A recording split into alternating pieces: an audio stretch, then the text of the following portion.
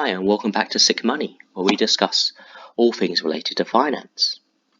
In today's episode, we're going to learn about Fama and French's three-factor model, and we're going to use this to determine a fund style. So without further ado, let's get it out to the key learning outcomes. In this video, you're going to learn how to perform a single and multi-factor regression. You're going to interpret the regression output. You're going to determine the style of our Japanese equity funds. And then we're going to wrap up with some final thoughts. So let's get straight into this. The first thing you're going to need to do is download some factor returns. Now, this is quite simple to do because French of Fama and French, KNFR French kindly provides many factor returns. So if you go to his website here, or type into Google or any search engine you like to use, KNFR French, you'll get to his website, and then you can navigate to the market factor returns. In our case, as we're doing Japanese equity funds, we're going to use Fama French, Japanese three factors. We're going to download the CSV file, and then you'll get an output like this. So you get monthly data, and you'll get the market factor returns, the small factor returns, and the value factors, and including a risk-free as well. So we're going to use the last 10 years of data, so I'm just scrolling down here. There you go. And as you will see from here, you got 2012 10, and that's not a date format I like. So we're going to do some conversion of the dates here, and also I'm going to convert these numbers into percentages by dividing by 100. So let's do this now. So let's go and get the date, and it's simple. It's to use a formula called EO month, and then to get the date, we're going to use date. Then we're going to open the bracket, and you have to use. So in date, you put the year, month, and day. So what we're going to do is we're going to go left, and this left will become clearer in a second. We go to the data here, and we're going to left a 4, and then so left of the A275, and we want the 4 left digits or characters, so 2012, and that will give us our year. And then what we would do is we go right of this A7, this A275, and then we want the right 2 digits, so the 1 and the 0, which will give us a month 10, which will be October. And then for the day, we're just going to put 1, close the bracket, and then now what the EO month does, I know you're going to say, look, it's giving us the 1st of October 2012, but the EO month will convert this date into the end of month date. So we press enter, and then we get the 31st of October 2012. Now we just drag this down, and you've got your dates converted. And now simply you just want to convert the returns to a percentage, so you just go here and you divide this minus 1.9 by 100, and you'll get a percentage of minus 1.9%. And if you drag this across, and then fill this down, you get all your factor returns plus the risk-free. So now we've done that, the next step is to do the excess fund returns. Now I've got a number of Japanese equity fund returns. These are all fictitious, so they do not exist, any of these funds, so don't search for them.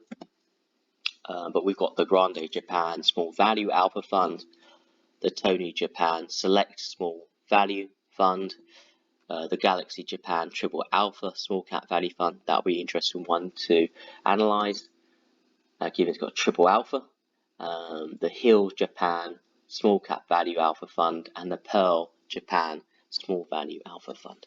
So all we need to do is calculate the excess return. So we need to minus the risk-free off all these monthly returns. So we go here, we take the Grande Japan small value alpha fund, we take the return of the 31st of October 2012, which is minus 3.94, and then we're going to minus it off the risk-free, which is here. And I'm just going to lock the columns here, so I can drag this across, and we get an output of minus 3.95. We'll drag this across, drop it down, and now we have our excess returns.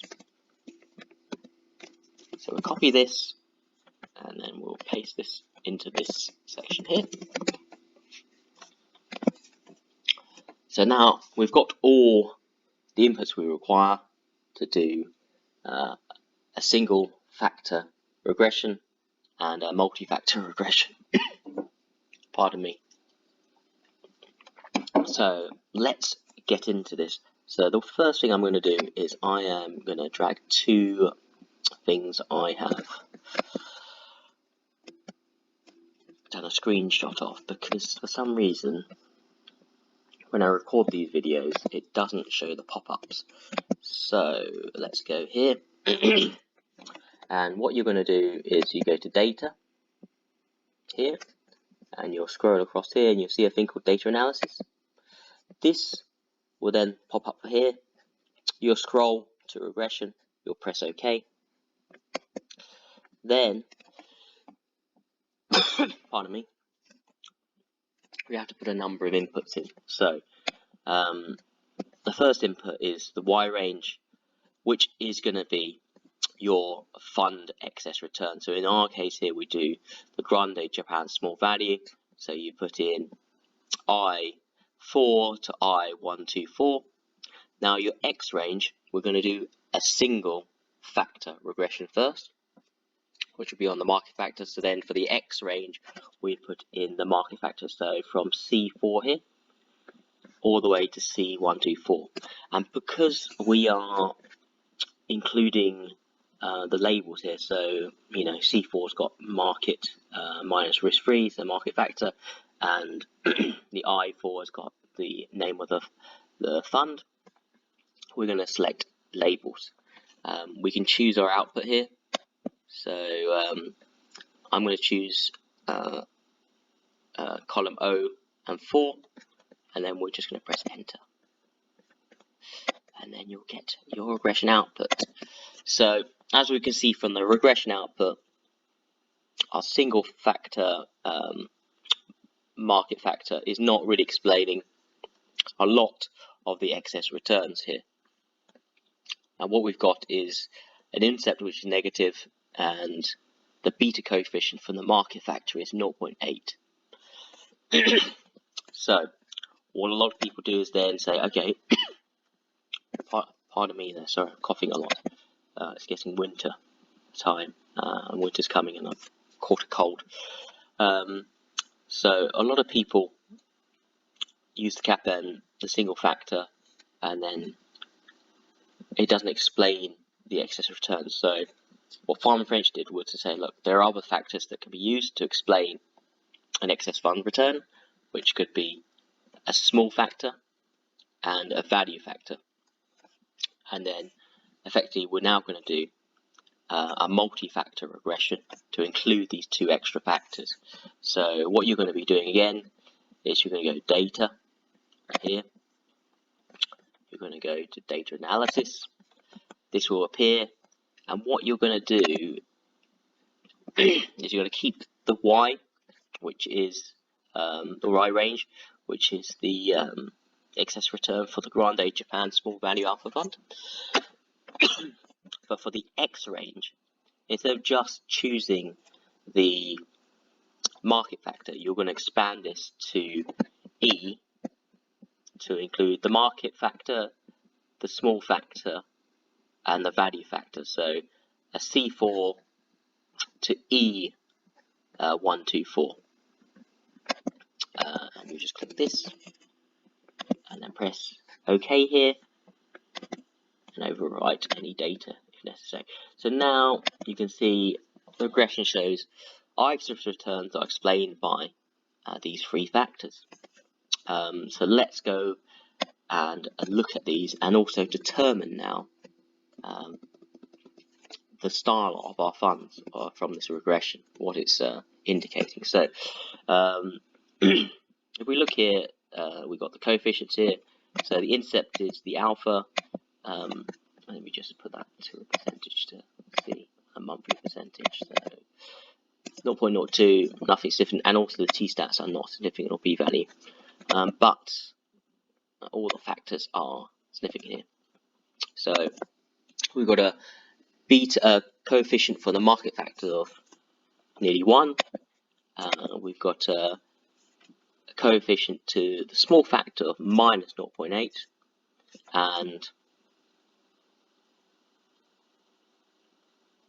and then we also got a coefficient to the HML value factor is 0.8. So what this is telling us from this regression is it's not a small cap fund, it's a large cap fund, but it's value, so it's large cap value. So let's type this in.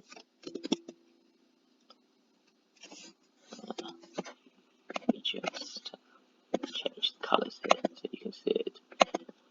So large cap value.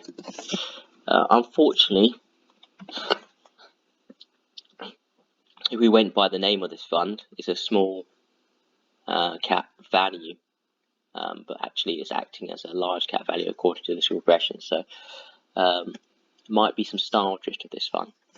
So let's do this the whole thing again, which is you go to data or data analysis.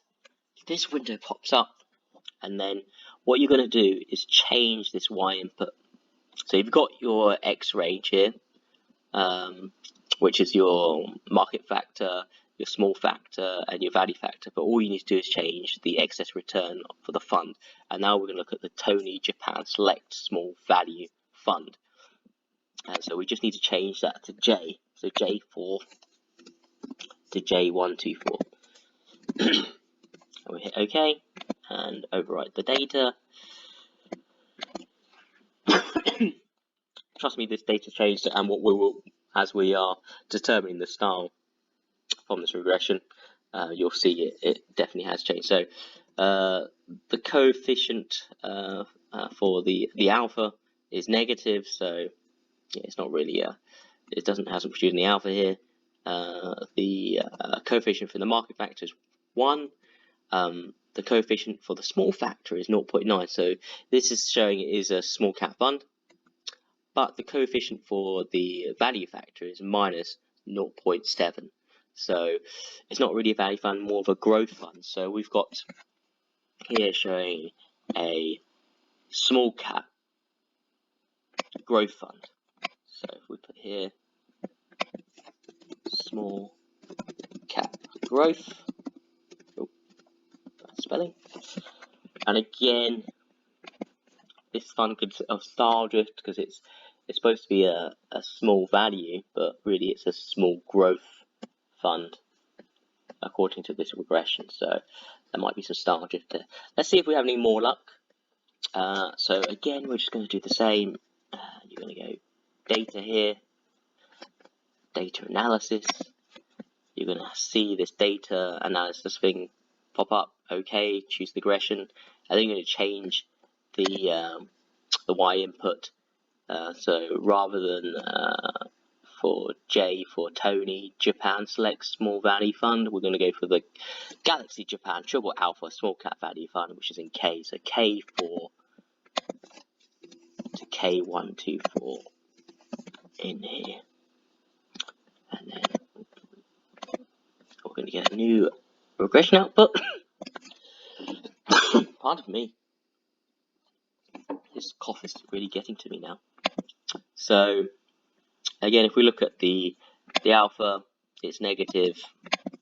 The coefficient to the market is basically 1. This the coefficient for the small factor is 0.09, so very negligible. and then we got the coefficient for the value factor is 0.09 as well, and it's negligible. So in reality, this fund is actually more like an index. So I'm going to have to say this is an index fund. Now, if you are paying a lot of fees for this fund, because you're expecting getting triple alpha, there might be some doubts here. So it'll be worth to do further analysis to understand if this is a triple alpha small cap value fund. From the regression we've done, it's not really showing that,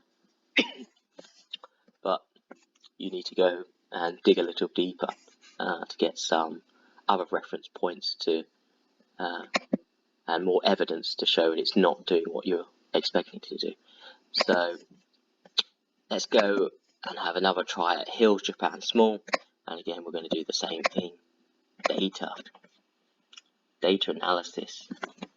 This pops up, regression, change the Y. So we're going to change it, pardon me, to L.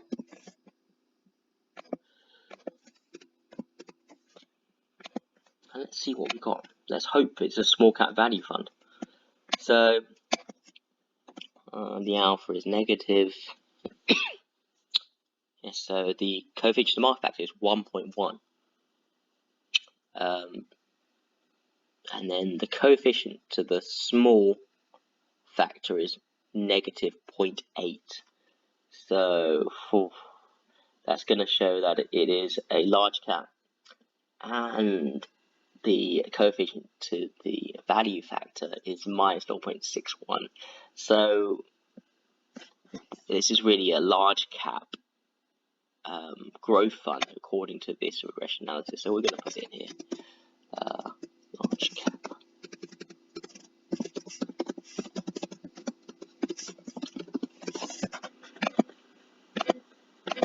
Now this is totally doing the complete opposite of what's saying in its title. Let's have a final check. Our final one is Pearl Japan Small Value Alpha Fund. So if I take you over here, apologies, my cough is getting really bad. So data analysis. You click on this, will pop up regression. Okay, you'll change your Y range to M, the Pearl Japan Small Value Alpha Exit Returns. Let's do that. Let Excel do the calculations for you for the regression. And now, this is interesting, a bit different from the previous ones. So, 0.7 alpha for monthly returns, so that's significant. And the t-stats are significant, and the p-value, that's a decent alpha. You have a beta, your coefficient to the market factor of 1.1, and your beta coefficient to small factor is 0.9, and your coefficient to the value factor is 0.95. So finally we've got a fund that's giving out alpha. That is a small cap value fund. So that sums it up. So we've got 4 funds that are not really doing what they say and their titles, but one that does. So now let's look at the learning outcomes. So we've performed the single or multi-factor regression, we've interpreted the regression output, we've determined the style of Japanese equity funds, and you wrap up with some final thoughts. So when we're doing a multi-factor regression, these are simply returns. It's very simple, quick to do, but it's not as accurate as a holding-based analysis. So I would suggest that you learn that and how to do it. But this is out of the scope for this episode. But in terms of institutions, they will have their own priority systems, which could do holding-based analysis. Pardon me. Or they would go to a provider that could do it for them. But if you're a non-professional investor, you know, you may not get holdings analysis. You may be investing in funds. You may not have a segregated manner where you can see all the underlying data, or they may not want to give it to you because they're worried that maybe you're copying their trades. But what you can do is you'll have the returns. Another way to do this is also to look, one, at the top holdings, or if you're lucky enough to see all the holdings, and monitor that over time. So watch those stocks or those credits within the portfolio to check that it's holding the security that you think it should hold. Also look at a portfolio level, look at another metric. So in our case, we would have a load of value metrics here to check that at the top level of the portfolio that, you know, these are, you know, it's a value fund. And also we'll look maybe at the market capitalization to check that they are investing in small caps. So as you monitor over time, you know, if you have a small cap value fund and you see them adding a large cap, a mega cap company on there, that may raise alarm bells saying there's style drift in the fund, and that's worth questioning. Or it could be that you know, it's investing in a technology stock with high growth, and that's not what you want. You want a value fund, and therefore you can raise questions on that. So that comes to the end of the video. Apologies for my cough. I hope you enjoyed the video. If you did, please like it and subscribe if you want more videos like this. Have a great day and keep on learning.